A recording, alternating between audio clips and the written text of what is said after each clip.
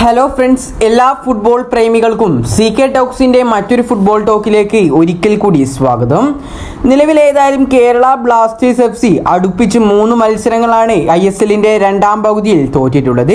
അടുത്തത് കേരള ബ്ലാസ്റ്റേഴ്സ് FCയുടെ മത്സരം നടക്കാൻ പോകുന്നത് കൊച്ചിയിൽ വെച്ചാണ്.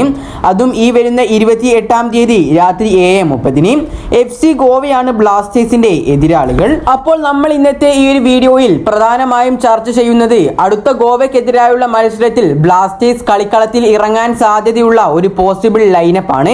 അപ്പോൾ ഏതായാലും വിശദമായ വീഡിയോയിലോട്ട് കടക്കുന്നതിന് മുമ്പായി നിങ്ങൾ ഇതുവരെ ഈ ചാനൽ സബ്സ്ക്രൈബ് ചെയ്തിട്ടില്ല എങ്കിൽ ഇതുപോലുള്ള കൂടുതൽ ബ്ലാസ്റ്റേഴ്സ് ISL അപ്ഡേറ്റുകൾ ലഭിക്കുവാൻ വേണ്ടി ഈ ചാനൽ ഒന്നെല്ലാവരും സബ്സ്ക്രൈബ് ചെയ്തു വെക്കാൻ ശ്രമിക്കുക. ബ്ലാസ്റ്റേഴ്സിനെ എടുത്തു നോക്കുകയാണെങ്കിൽ ബ്ലാസ്റ്റേഴ്സ് ISLന്റെ രണ്ടാം ഘട്ടത്തിൽ കളിച്ച എല്ലാ മത്സരങ്ങളും പരാജയപ്പെടുകയാണ് ഉണ്ടായിട്ടുള്ളത്. അതേസമയം അടുത്ത ബ്ലാസ്റ്റേഴ്സിന്റെ എതിരാളികളായ FC ഗോവയെ പരിഗണിക്കുകയാണെങ്കിൽ അവരുടെ അവസാനത്തെ 3 മത്സരങ്ങളിൽ 2 തോൽവിയും 1 സമനിലയുമാണ് ഏറ്റുവാങ്ങിയിട്ടുള്ളത്. ഇനി ഏതായാലും നമുക്ക് അടുത്ത FC ഗോവയ്ക്കെതിരായുള്ള ബ്ലാസ്റ്റേഴ്സിന്റെ മത്സരത്തിലെ ബ്ലാസ്റ്റേഴ്സിന്റെ ഒരു പോസിബിൾ ലൈനപ്പിലേക്ക് ഒന്ന് കടക്കാം. ബ്ലാസ്റ്റേഴ്സിന്റെ ഗോൾ വലയ്ക്ക് മുന്നിൽ കീപ്പർ കരൺജിത് സിംഗിനെയാണ് ഇപ്പോൾ സാധ്യത കൽപ്പിക്കുന്നത്.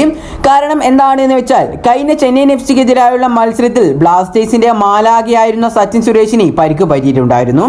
അതിനെ തുടർന്നുകൊണ്ട് നിലവിൽ അറിയാൻ സാധിക്കുന്നത് സച്ചിൻ സുരേഷിന് ഈ ഒരു ISL സീസൺ തന്നെ നഷ്ടമാവുമെന്നാണ്. അതുകൊണ്ട് തന്നെ ബ്ലാസ്റ്റേഴ്സിന്റെ ഗോൾ വല കാക്കുവാൻ വേണ്ടി കരൺജിത് സിംഗ് ആണ് ഉണ്ടാവുക. ഇനി പ്രതിരോധ നിരയിലേക്ക് നോക്കുകയാണെങ്കിൽ നവോച്ച സിംഗ്, പ്രീതം കോട്ടാൽ, മിലോസ് ഡ്രിൻസിച്ച്, സന്ദീപ് സിംഗ് എന്നിവരാണ് ഉണ്ടാവുക. ലെഫ്റ്റ് ബാക്ക് ആയിക്കൊണ്ട് നവോച്ച സിംഗും സെന്റർ ബാക്കുകളായിക്കൊണ്ട് പ്രീതം കോട്ടാലും മിലോസ് ഡ്രിൻസിച്ചും കൂടാതെ റൈറ്റ് ബാക്ക് ആയിക്കൊണ്ട് സന്ദീപ് സിംഗിനെയുമാണ് നമ്മൾ പ്രതീക്ഷിക്കുന്നത്. ഇനി മിഡ്ഫീൽഡ് റോളിലേക്ക് കടക്കുകയാണെങ്കിൽ മുഹമ്മദ് ഐമൻ, മുഹമ്മദ് അസ്ഹർ, ജീക്സൺ സിംഗ്, ഡൈസുക്കെ സക്കായി എന്നിവരാണ് അണിനിരക്കുക. ലെഫ്റ്റ് വിങ്ങിൽ മുഹമ്മദ് ഐമനും റൈറ്റ് വിങ്ങിൽ ഡൈസുക്കെ സക്കായിയും സെന്റർ മിഡ്ഫീൽഡേഴ്സുകളായിക്കൊണ്ട് മുഹമ്മദ് അസ്ഹറും ജീക്സൺ സിംഗും കളിക്കാനാണ് സാധ്യത കാണുന്നത്. ഇനി മുന്നേറ്റ നിരയിലേക്ക് നോക്കുകയാണെങ്കിൽ ബ്ലാസ്റ്റേഴ്സ് ഈ അടുത്ത് അഡ്രിയ ലൂണക്ക് പകരക്കാരനായി ടീമിലേക്ക് എത്തിച്ചിട്ടുണ്ടായിരുന്ന ലിത്വാനിയൻ സൂപ്പർ താരമായ ഫെഡോ സെർണിച്ചും കൂടാതെ തന്നെ ബ്ലാസ്റ്റേഴ്സിന്റെ ഗ്രീക്ക് സ്ട്രൈക്കറായ ദിമിത്രോസ് ഡയമൻഡോസും കളിക്കാനാണ് സാധ്യത കാണുന്നത്. കഴിഞ്ഞ മത്സരത്തിന് ശേഷമെല്ലാം ബ്ലാസ്റ്റേഴ്സ് പരിശീലകനായ ഇവാൻ വുക്കോമാനോവിച്ച് പറഞ്ഞിട്ടുണ്ടായിരുന്നത് ഫെഡോ സെർണിച്ച് ഇതുവരെയായിട്ടും ഇവിടുത്തെ കാലാവസ്ഥയുമായിട്ടൊന്ന് തൃപ്തിപ്പെട്ടിട്ടില്ല എന്നായിരുന്നു. ചിലപ്പോൾ ആശാന്റെ തന്ത്രപ്രകാരം ചിലപ്പോൾ അവിടെ നിന്നും ഫെഡോ സെർണിച്ചിനെ മാറ്റിക്കൊണ്ട് ആ ഒരു റോളിലേക്ക് നിഹാൽ സുധീഷിനെ ഇറക്കി കളിപ്പിക്കാനുള്ള സാധ്യതയും നമ്മൾ കാണുന്നുണ്ട്. ഏതായാലും ഇതൊരു ചെറിയ പോസിബിലിറ്റി മാത്രമാണ്. ഏതായാലും നിലവിൽ 28 പോയിന്റുമായി 4-ാം സ്ഥാനത്താണ് FC ഗോവയുള്ളത്.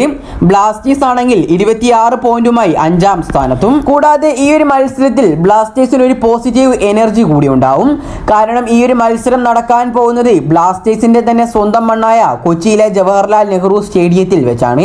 അതുകൊണ്ട് തന്നെ ബ്ലാസ്റ്റേഴ്സ് ആരാധകരുടെ ഒരു പിന്തുണയും ഈ ഒരു മത്സരത്തിൽ ബ്ലാസ്റ്റേഴ്സിന് പൂർണ്ണമായും പ്രതീക്ഷിക്കാവുന്നതാണ്. ഏതായാലും ഈ ഒരു പോസിബിൾ ലൈനപ്പിനെ കുറിച്ചുള്ള നിങ്ങളുടെ അഭിപ്രായങ്ങൾ നിങ്ങൾ താഴെ കമന്റായി രേഖപ്പെടുത്തുക.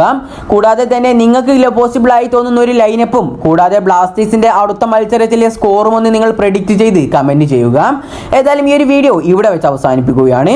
കൂടുതൽ ISLനെ കുറിച്ചും കേരള ബ്ലാസ്റ്റേഴ്സിനെ കുറിച്ചുമുള്ള ഏറ്റവും പുതിയ അപ്ഡേറ്റുകൾ ലഭിക്കുവാൻ വേണ്ടി ഈ ചാനൽ ഒന്നെല്ലാവരും സബ്സ്ക്രൈബ് ചെയ്തു വെക്കാൻ കൂടി ശ്രമിക്കുക.